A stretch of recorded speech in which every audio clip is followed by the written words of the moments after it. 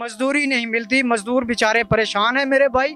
अगर मजदूरी मिलती है तो ठेकेदार साहबान जो है मजदूरी नहीं देते, शाम लोग काम करवा के पैसे नहीं देते हैं, गरीब हूँ बड़ा। 1 रुपया भी उसने नहीं दिया और हमें डंडे मार के वहाँ से निकाल दिया गया। कर्नल खलील उसका नाम है। लेबर राइट्स और fundamental rights enshrined in the constitution of Pakistan. मजदूर सारा दिन धूप पे बैठ के भूखे चले जाते हैं। भाई मैनू वो इंसाफ नहीं मिलिया गया, मेरी मेहनत मजदूरी नहीं मिली। आप यकीन करें ना करें, मैं भी एक इंसान।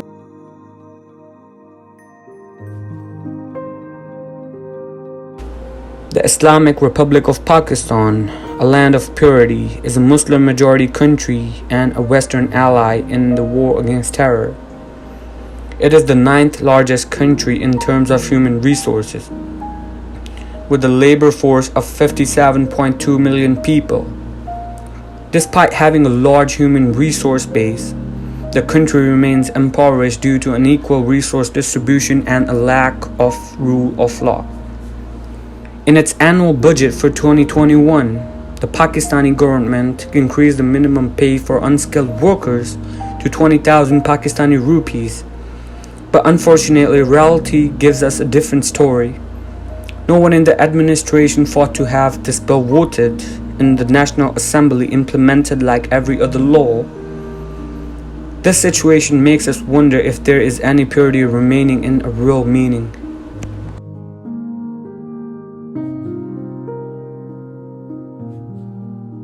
अस्सलाम वालेकुम। हमारा नाम हाजी अहमद है। मैं जंग शहर के रहने वाला हूँ, चिन्योर रोड, अड्डा शबीराबाद। हमारे 4 बच्चे और 4 बच्चियाँ, 2 बच्चे। हम इस्लामाबाद में घरों पे काम करते हैं हमारे बच्चे। मैं मेहनत मजदूरी करता हूँ और कुछ अरसा पहले मैं एक ठेकेदार से मेहनत करता रहा हूँ और वो पैसे नाल देता आया। कुछ मेरे पैसे रह गए 28,700 रुपया। वो रोज़े वाली ईद तो पहले वो ले के चला गया और मैं उससे पैसे मांगता रहा हूँ, भाई हमारी मेहनत दो। उसने बोला कौन सी मेहनत, आपने किधर की है? मैं उसको सब बताया, यार मेरी मेहनत है।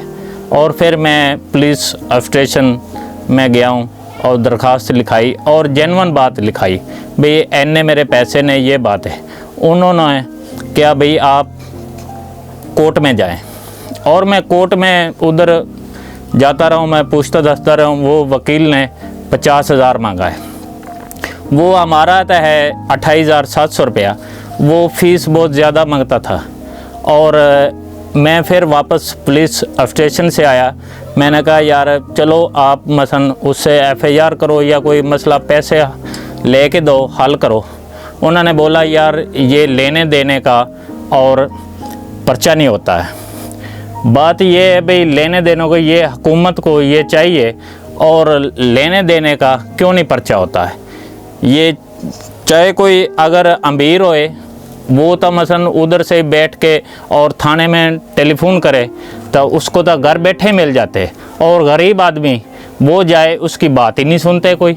मेरी हुकूमत अगे रिक्वेस्ट है, ये जी अपना कोई ना कोई इस दे विच ला कढ़ देन या कोई ऐसा कानून बनान भाई लैन देन दा वो मिलिया जाए।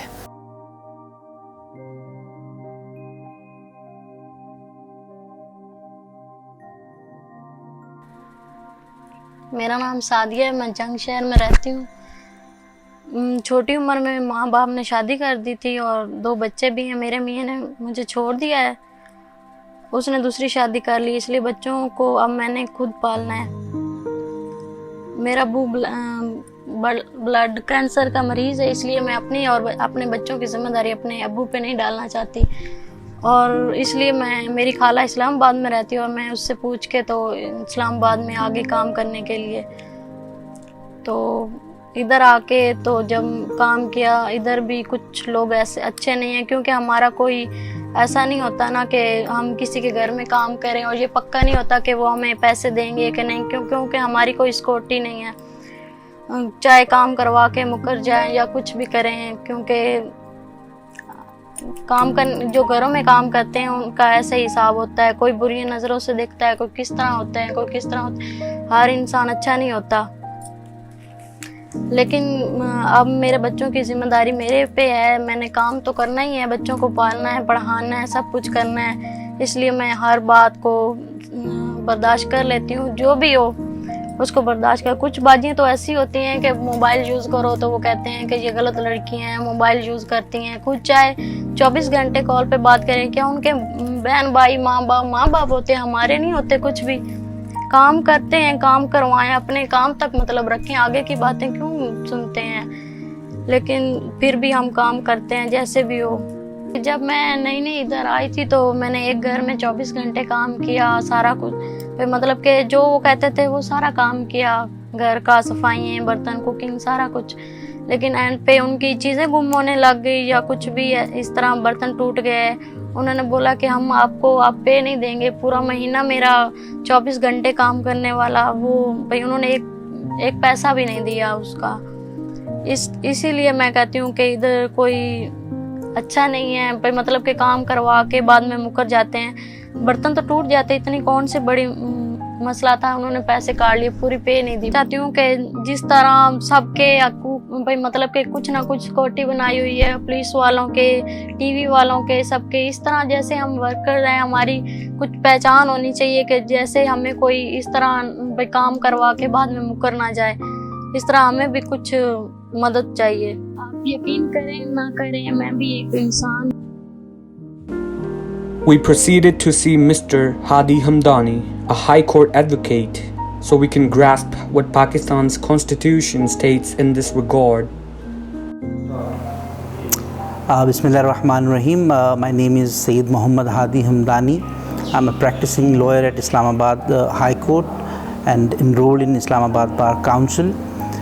Today I'm going to talk about the labor rights in Pakistan. Labor rights are fundamental rights enshrined in the Constitution of Pakistan.